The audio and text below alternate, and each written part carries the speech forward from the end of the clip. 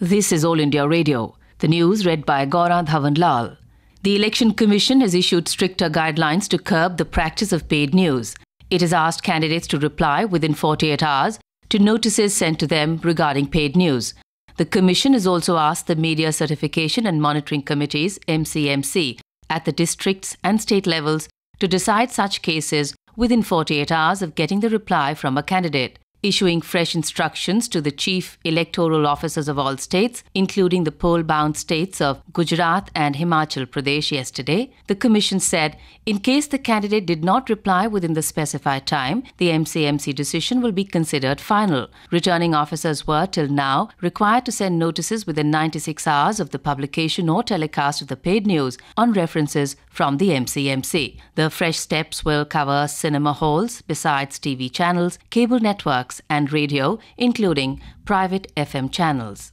The first ever International Day of the Girl Child will be observed today. The UN General Assembly adopted a resolution on 19th December last year to declare October 11 as the International Day of the Girl Child to recognize the rights of girls and the unique challenges they face around the world. UN Secretary General Ban Ki-moon, in his message, called for protecting girls against child marriage. He said, globally, around 1 in 3 young women aged 20 to 24, approximately 70 million, were married before the age of 18. He said, if this trend continues, the number of girls who will marry by their 18th birthday will climb towards 150 million in the next decade.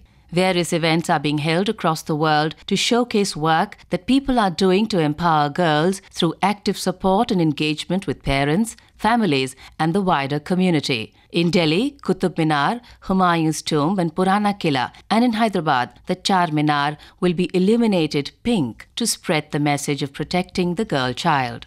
The ongoing International Conference on Biodiversity in Hyderabad, the Conference of Parties or COP11, has decided to integrate human health issues with the Convention on Biodiversity. UN spokesperson David Ainsworth told All India Radio that this is the first time that human health-related issues have been deliberated upon at the COP level. In view of the need for identification of living species and cataloguing them, a contact group has been set up to work out modalities on this issue. Another group has been set up to discuss methods to integrate traditional knowledge with the Biodiversity Convention. In Madhya Pradesh, the State Cabinet has approved implementation of the National Optical Fibre Network project. This project will provide broadband connectivity of 100 Abps at the Gram Panchayat level. Our correspondent reports that the project will ensure effective implementation of rural development programs, e-governance works, and electronic delivery of public services. The connectivity gap between development blocks and Gram Panchayats will also come to an end. All service providers will have impartial access to this network. October 2012 has been set as the deadline for the project's implementation.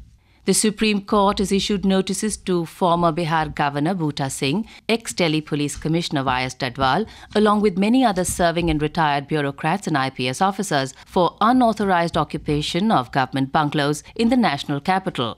A bench of Justices G.S. Singhvi and S.J. Mukhopadhyay directed all the illegal occupants to explain by December 5th why they should not be evicted. The Sensex at the Bombay Stock Exchange was trading 27 points in negative territory, erasing initial gains at 18,604 when reports last came in. Earlier, the 30-share index gained 26 points in opening trade after yesterday's losses on the emergence of buying by funds and retailers. And that is the end of this news bulletin.